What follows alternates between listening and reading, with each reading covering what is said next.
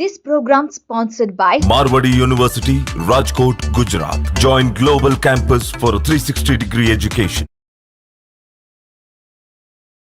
నమస్కారం గురుగారు. శ్రీమాత్రే నమః.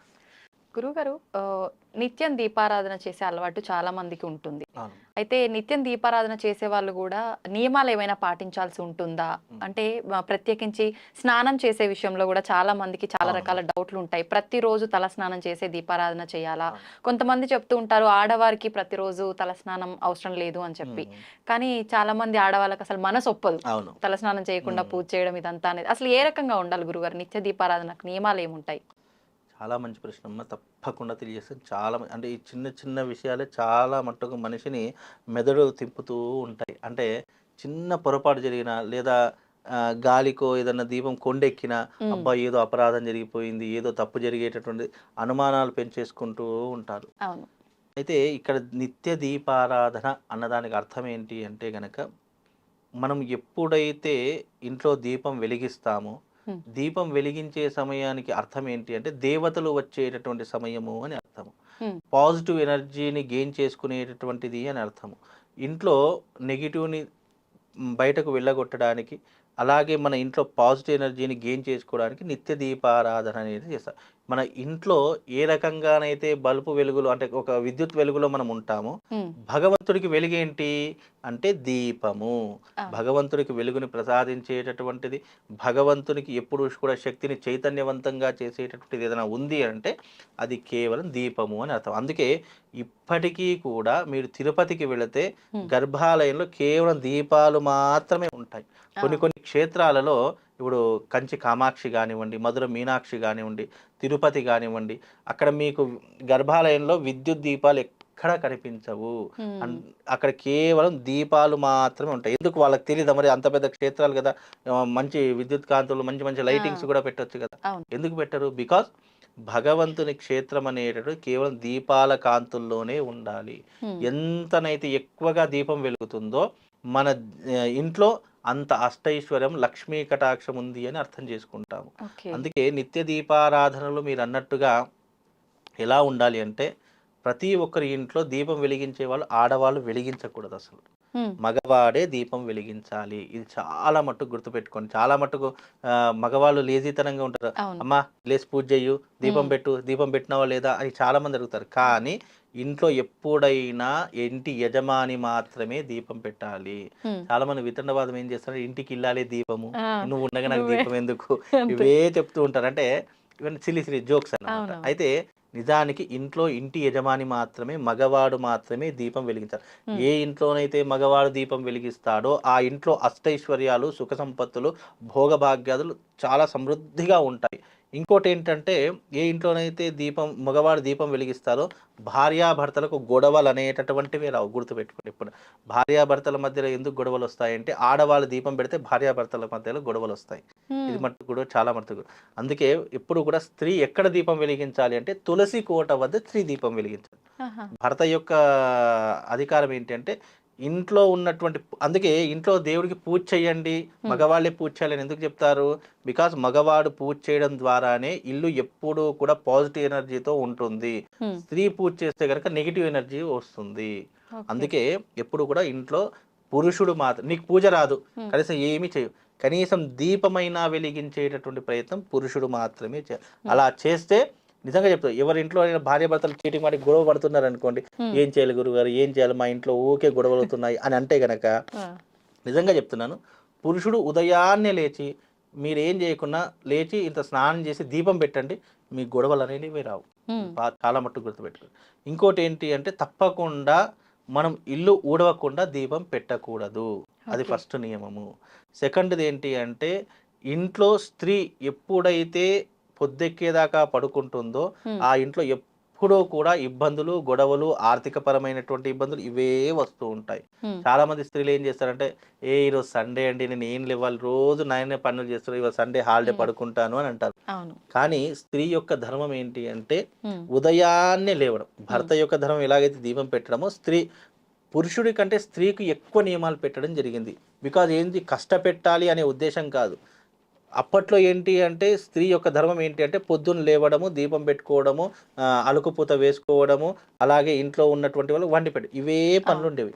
కానీ ఇప్పుడు అలా కాదు. అంటే కాలం మారింది, ఈ సమాజం మారింది, ఆడవాళ్ళు కూడా మగవాళ్ళతో సమానంగా ఉద్యోగాలు చేస్తున్నారు కాబట్టి ఈ ఎన్నో రకాల రిస్ట్రిక్షన్స్ ఉంటాయి, అది వేరే విషయం. కానీ ఆడవాళ్ళ యొక్క కర్తవ్యం ఎందుకు అన్నారు అంటే ఒక స్త్రీ ద్వారానే ఒక ఇల్లు అనేటటువంటిది ఎప్పుడూ కూడా ప్రశాంతంగా ఉంటుంది. ప్రశాంతంగా ఉండాలి అంటే స్త్రీ తాను చేయవలసినటువంటి ధర్మాన్ని, తాను చేయవలసిన కర్తవ్యాన్ని ఎప్పుడైతే మర్చిపోతుందో ఇక ఆ ఇంట్లో ఎప్పుడు గొడవలు, కొట్లాటలు, యుద్ధాలే. ఇక అప్పట్లో యుద్ధాలు అనేటటువంటివి పురుషులు జరుగుతాయి. ఇప్పుడు యుద్ధాలు జరగాలంటే ఎవరూ అవసరం లేదు. ఒక భార్యాభర్తలు యుద్ధం చేసుకుంటే చాలు, చుట్టుపక్కల వాళ్ళందరూ చూస్తారు, గుమ్మి కొడుతూ ఉంటారు. ఇక వాళ్ళు ఏం చేసుకున్నా వీళ్ళు ఇవే వస్తుంటాయి. కనుక ఎప్పుడైనా నిత్య దీపారాధన అనేది పురుషుడు చేయాలి.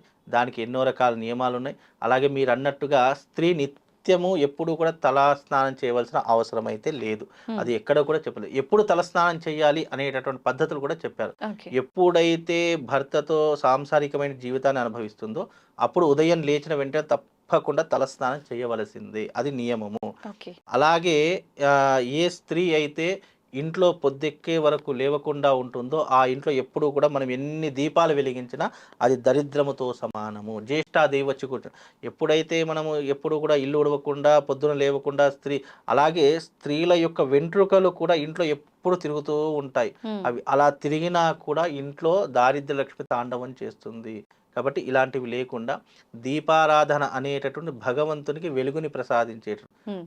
ఇప్పుడు కొంతమంది ఇంట్లో ఎవరైనా మరణించినా కానీ, ఎవరైనా చనిపోయినా కానీ సంవత్సరాల వరకు దీపాలు పెట్టరు. నిజానికి అది చాలా ఇబ్బందికరమైనటువంటి విషయము. అది దోషమే అని చెప్పుకోవాలి. ఎందుకంటే మనిషి చనిపోయిన తర్వాత కేవలం ఒక 12 రోజులు సూతకం ఉంటుంది కాబట్టి ఆ సూతక సమయంలో నువ్వు దీపం పెట్టడానికి పనికిరాదు. కానీ సూతకం అయిపోయింది, 13వ రోజు స్టార్ట్ అయ్యింది అంటే తప్పకుండా నీ ఇంట్లో దేవుడి దగ్గర దీపం వెలగాలి. అలా వెలగకపోతే నీ ఇల్లే చీకటి అయిపోతుంది. మనం ఇంట్లో ఇప్పుడు మన ఇంట్లో విద్యుత్ దీపాలు లేకపోతే ఇల్లంతా ఎలా చీకట్లో ఉంటామో, మనం కూడా ఎలాగే చీకట్లో ఉంటామో అలాగే భగవంతుని దగ్గర దీపం కనుక వెలిగించకపోతే నీ ఇల్లు కూడా చీకటితో సమానము. నీ ఇంట్లో ఇప్పుడు ఉదాహరణకు చీకటి అంటే ఏంటి? నెగటివ్. వెలుతురు అంటే ఏంటి? పాజిటివ్. ఇంతే, దాని పెద్ద లాజిక్ ఏం అవసరం లేదు. చీకటి అంటే నెగిటివ్, వెలుతురు అంటే పాజిటివ్. కాబట్టి నువ్వు చీకట్లో ఉండాలా, వెలుతురులో ఉండాలా డిసైడ్ చేసుకునేది నువ్వు. కాబట్టి ఎప్పుడైనా సరే భగవంతుని దగ్గర దీపం ఎందుకు పెడతాము అంటే ఏదో మనకు నూనె ఎక్కువయ్యో లేదంటే మనకి ఏదో పాపం వస్తుందో అని కాదు. భగవంతుడి దగ్గర పెట్టినటువంటి దీపము నీ జీవితాన్ని వృద్ధరింపజేస్తుంది, నీ యొక్క జ్ఞానాన్ని పెంచుతుంది. ఇప్పుడు ఒక్కసారి భగవంతునికి ఏదైనా అలవాటు చేశాము, మన ద్వారా ఏదైనా అలవాటు మనకు తెలియకుండానే అలవాటు అయిపోయింది అనుకోండి, ఏ ఒక్కరోజు చేయకపోయినా మనకు మనశ్శాంతి ఉండదు, ఎప్పుడు అదే తిరుగుతుంది. ఉదాహరణకు నాకు గుడికి పోవడమే అలవాట్లేదు. స్నేహితుని ద్వారాను ఎవరి ద్వారాను నేను గుడికి వెళ్ళడం 1 రోజు 2 రోజులు స్టార్ట్ చేశాను, 3 రోజులు ఇట్లా వారం రోజులు కంటిన్యూషన్ పోయాను. వారం రోజులు పోయిన తర్వాత ఇక నా మొక్క అయిపోయింది, ఇక నేను రాను గుడికి అని చెప్పేసి ఆయన అటు వెళ్ళిపోతాడు. కానీ ఇతను ఎప్పుడు అలవాటు లేనటువంటి వ్యక్తికి ఇది అలవాటు అయిపోయింది కాబట్టి అతని మైండ్ ఏమవుతుందంటే అబ్బాయి వాళ్ళు గుడికి వెళ్ళాలి అని డైవర్ట్ అవుతూనే ఉంటుంది. అంటే భగవంతుడి యొక్క తత్వం అంత గొప్పది. కనుక ఎప్పుడైనా భగవంతుని యొక్క తత్వం అర్థం చేసుకోవాలంటే ప్రయత్నపూర్వకంగా చేయాలి. ఆ తర్వాత భగవంతుడు నిన్నే లాగేసుకుంటాడు ఎప్పుడు కూడా. అంటే నిన్ను ఎప్పుడు పుణ్యం వైపే అడుగులేడేలా చేస్తూ ఉంటాడు. అందుకే ఇదంతా దైవికపరమైనటువంటి సంబంధం ఏదైతే ఉందో కేవలం దీపారాధన అనేటటువంటిది, దీపం ఒక్కటి వెలిగించడం ద్వారా నీ జీవితం ఎప్పుడూ కూడా అంధకారంలోకి వెళ్లకుండా నిన్ను రక్షించేటటువంటి వాడు భగవంతుడు. అందుకే ఇంట్లో దీపారాధన చేయడానికి నియమాలు అనేటటువంటి ఉన్నాయి. మగవాడికి ఏ నియమాలు లేవు, ఎందుకంటే మగవాడు ఎప్పుడు తలస్నానం చేస్తుంటాడు కాబట్టి. అందుకే ఇంట్లో దీపం అనేది నిత్యము మగవాడు. ఇప్పుడు ఆడవాళ్ళకంటే ఎన్నో రిస్ట్రిక్షన్స్ ఉంటాయి, మంత్స్ ఉంటాయి, ఏదో రకమైన ఇబ్బందులు ఉంటాయి. ఆ టైంలో మనం దీపం ఏమి ముట్టం కాబట్టి మగవాడే దీపం ఇంట్లో పెడితే ఆ ఇల్లు ఎప్పుడూ కూడా అదృష్టవంతంగా ఉంటుందమ్మా. ప్రతినిత్యం దీపారాధన చేసే వాళ్ళు ఖచ్చితంగా పూలు పెట్టే దీపారాధన చేయాలా గురుగారు? నైవేద్యము అన్ని పెట్టాల్సి ఉంటుందా డైలీ? ఇక్కడ ధూపము, దీపము, నైవేద్యం అనే 3 రకాల పద్ధతులు చెప్పింది. అవి పెద్ద చెప్పుకోదగ్గటువంటి విషయాలు కాదు. ఎందుకంటే ధూపం అగరబత్తులు వెలిగించావంటే ధూపం, నైవేద్యం చక్కెర పెట్టావంటే నైవేద్యం, ఇంత బెల్లం పెట్టావంటే నైవేద్యం, అది పెద్ద చెప్పుకో. ధూపము దీపము నైవేద్యం, దీపం పెట్టావు ధూపం పెట్టావు నైవేద్యం అయిపోయింది కదా. అక్కడ దాన్ని ఏదో పెద్ద భూతద్దంలో పెట్టేసి ఇవి పెడితేనే పూజ చేయాలా, అవి నీ ఇంట్లో ఉన్నటువంటి వస్తువులు పెడితే మంచిది. అలా పెట్టడం ద్వారా నీకు కూడా ఇప్పుడు నైవేద్యం ఎందుకు పెడతాము, అన్న వృద్ధికి లోటు ఉండకూడదు. ధూపం ఎందుకు వెలిగిస్తాము, నెగిటివ్ ఎనర్జీ ఇంట్లోకి వెళ్ళి వెళ్ళిపోవడానికి. ఎప్పటికైనా నెగిటివ్ ఎనర్జీ ఎలా వెళ్ళిపోతుంది, మన ఇంట్లో వేసేటటువంటి సాంబ్రాణి పొగ ద్వారా. ఇప్పుడంటే ధూపం అంటే అగరబత్తులు వెలిగిస్తాం, కానీ ధూపము అంటే సాంబ్రాణి పొగను ధూపము అని అంటాం. అలాంటి సాంబ్రాణిని వెలిగిస్తే కనుక ఇంట్లో ఉన్నట్టు గురించి పోతుంది. అలా ధూపం దీపం దీపం దీపం అంటే వెలుగుని ప్రసాదించేటటువంటిది అని అర్థం. భగవంతుడి దగ్గర నువ్వు ఎంత మంచిగా వెలిగిస్తావో దీపాన్ని, నీ జీవితాన్ని కూడా భగవంతుడు అదే రకంగా తీర్చిదిద్దుతాడు. కాబట్టి ఈ ధూప దీప నైవేద్యాలు మనం సాధారణంగా చేసుకునేటటువంటి పద్ధతులు. ఇవి పెద్ద కష్టపడాల్సిన అవసరం లేదు.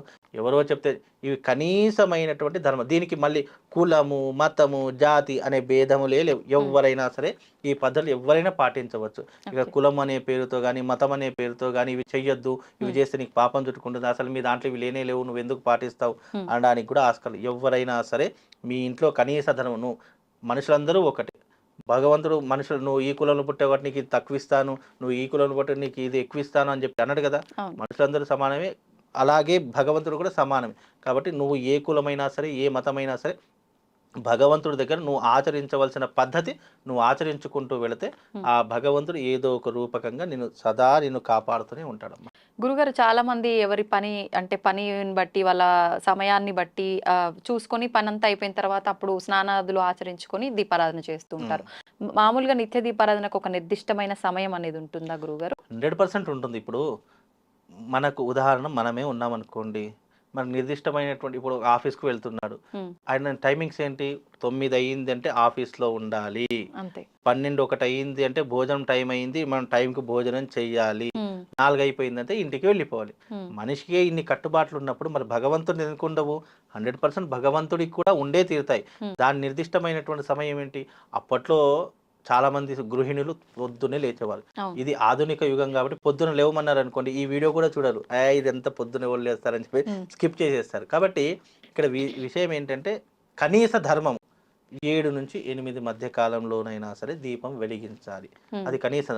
లేదు నేను 9 గంటలకు లేస్తాను, 10 గంటలకు దీపం వెలిగిస్తాను, లేదా ఈరోజు సండే నాకేం పని లేదు 10 గంటలకు లేచి నేను లేచినప్పుడు దీపం వెలిగిస్తాను, నువ్వు వెలిగించాను కూడా ప్రయోజనం. ఇప్పుడు మన దగ్గర 100 రూపాయలు ఉన్నాయనుకోండి, ఈ రోజు మనకి ఏం అవసరం లేదు, కష్టం వచ్చినప్పుడు ఆ 100 రూపాయలు అప్పుడు ఉపయోగపడినట్టే.